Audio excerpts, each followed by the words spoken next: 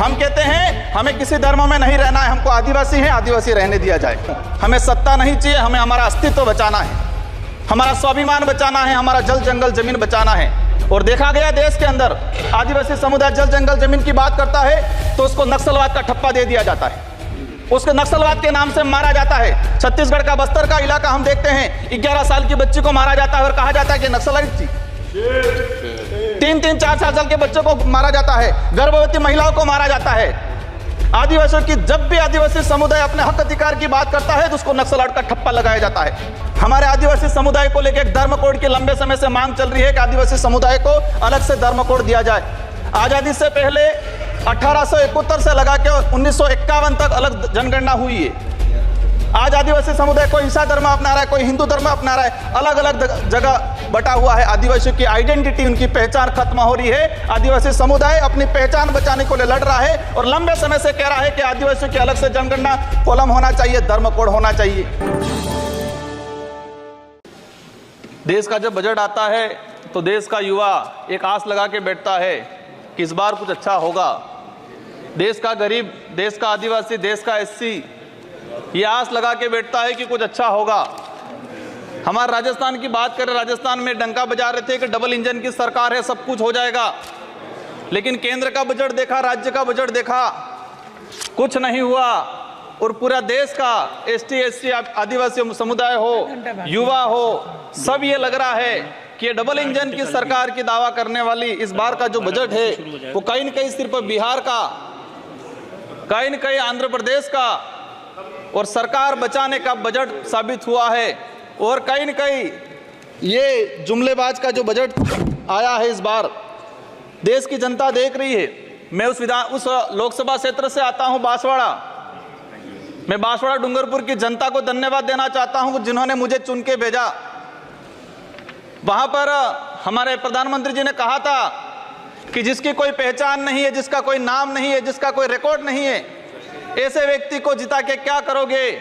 लेकिन बांसवाड़ा और डूंगरपुर की जनता ने ठान लिया था कि लोकतंत्र है, राजतंत्र नहीं। और ये राजतंत्र तय करने का किसी को ठेका नहीं है, लोकतंत्र है। जनता ने ठान लिया था कि इस बार राजकुमार रोज जाएगा। मैं आपके माध्यम से, पूरे सदन के माध्यम से मेरी जनता को धन्यवाद देना चाहूंगा। मोदी जी ने कहा था वहां के बड़े बुजुर्गों को कि घर घर जाके राम राम बोल देना और चुनाव जिताना। वहां के बड़े बुजुर्गों ने ठान लिया और कह दिया था, और मेरे माध्यम से और आपके माध्यम से संदेश पहुंचाया है उन तक। मुझे कहा था मोदी जी को कह देना कि देश के आदिवासियों को उजाड़ने का काम पिछले 10 सालों में हुआ है।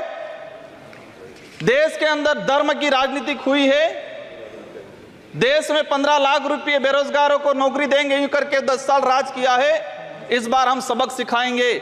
और उन्होंने मेरे माध्यम से मैसेज पहुंचाया है कि गुरु गोविंद की धरती है, मावजी महाराज की धरती है, संत सुरमाल महाराज की धरती है।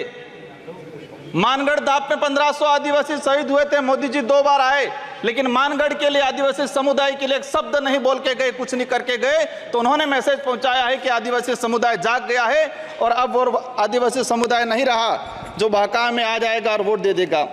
माननीय सभापति महोदय, जो वर्तमान स्थिति बनी है बजट के अंदर, मैंने देखा धातुओं का खनन को लेकर उद्योगपतियों को टैक्स में छूट दी गई। लेकिन ये खनन कहाँ हो रहा है? धरती पे हो रहा है, हमारे देश में हो रहा है, पहाड़ों में हो रहा है, जंगलों में हो रहा है। और वहां पर जीव जंतु रहता है और आदिवासी समुदाय भी रहता है। लेकिन आदिवासियों के समय के आदिवासियों के लिए क्या प्रावधान किया गया? आदिवासी इलाके के अंदर देखा जाए, आदिवासी समुदाय बैठा हुआ है, उसको जमीन का पट्टा नहीं मिला हुआ आज तक, आजादी से पहले से बैठा हुआ है, लेकिन वो जमीन की बात करेगा। सभापति महोदय, यहाँ पर सत्ता को लेके होड़ मची रहती है, सत्ता पाने को लेके बोला जाता है। मैं जो कहना चाह रहा हूं, हमें सत्ता नहीं चाहिए, हमें हमारा अस्तित्व बचाना है, हमारा स्वाभिमान बचाना है, हमारा जल जंगल जमीन बचाना है। और देखा गया देश के अंदर आदिवासी समुदाय जल जंगल जमीन की बात करता है तो उसको नक्सलवाद का ठप्पा दे दिया जाता है, उसको नक्सलवाद के नाम से मारा जाता है। छत्तीसगढ़ का बस्तर का इलाका हम देखते हैं, 11 साल की बच्ची को मारा जाता है और कहा जाता है कि नक्सलाइट थी। 3-3, 4 साल के बच्चों को मारा जाता है, गर्भवती महिलाओं को मारा जाता है। आदिवासियों की जब भी आदिवासी समुदाय अपने हक अधिकार की बात करता है तो उसको नक्सलवाद का ठप्पा लगाया जाता है।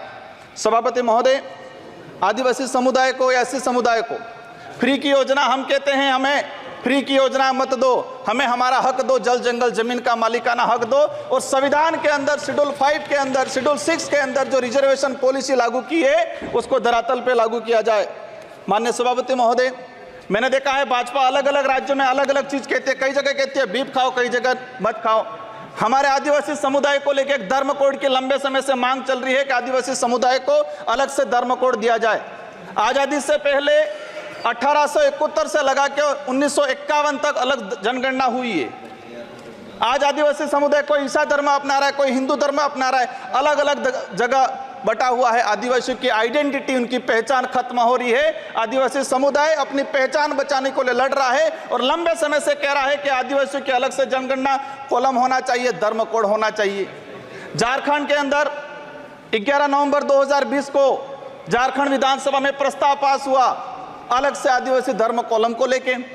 वहां विपक्ष में भाजपा थी और भाजपा ने समर्थन दिया और कहा कि आदिवासी समुदाय धर्म व्यवस्थाओं में भले हिंदू हो ईसाई उसमें नहीं आता है, आदिवासियों की अलग परंपराएं रीति रिवाज है, उनको धर्म कोड जारी किया जाए। लेकिन राजस्थान में अलग तरीके से माहौल बनाया जाता है। हम कहते हैं हमें किसी धर्म में नहीं रहना है, हमको आदिवासी हैं, आदिवासी रहने दिया जाए। माननीय सभापति महोदय, लंबे समय से देखा गया है, कहते हैं वनवासी, कोई कहता है कुछ और। हम कहते हैं हमारी जो आइडेंटिटी है, हमारा जो देखा गया है कई बार कि जो व्यवस्था बनी है उस व्यवस्था के अंदर हम कई बार कहते हैं हमें कुछ मत दो एजुकेशन को लेकर। नई शिक्षा नीति, मुझे लग रहा है अभी घंटी बजने वाली है, मैं 2 मिनट में मेरा समाप्त करूंगा। नई शिक्षा नीति के तहत यह प्रावधान किया गया है कि 6 साल का बच्चा होगा इसके बाद उसको पहली क्लास में एडमिशन दिया जाएगा।